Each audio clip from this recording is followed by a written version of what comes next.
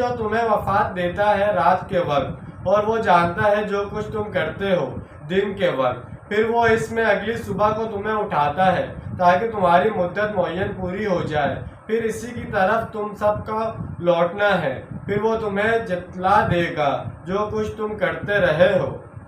سورہ عمران کی تشریح کے سلسلے میں ان الفاظ کی وضاحت ہو چکی ہے، جس سے قادیانیوں کی ساری خباثت کا توڑ ہو جاتا ہے۔ ذرا غور کیجئے، یہاں وفات دینے کا کیا معنی ہے؟ کیا نیند کے دوران انسان مر جاتا ہے؟ نہیں، جان تو بدن میں رہتی ہے، البتہ شعور نہیں رہتا۔ اس سلسلے میں تین چیزیں الگ الگ ہیں: جسم، جان اور شعور۔ جان جسم کے اندر پنہاں ہے اور جان میں وہ پناہ ہے۔ ایک کہ جو پناہ شے کے اندر پناہ ہے، تو ہی تو جان جاں ہے۔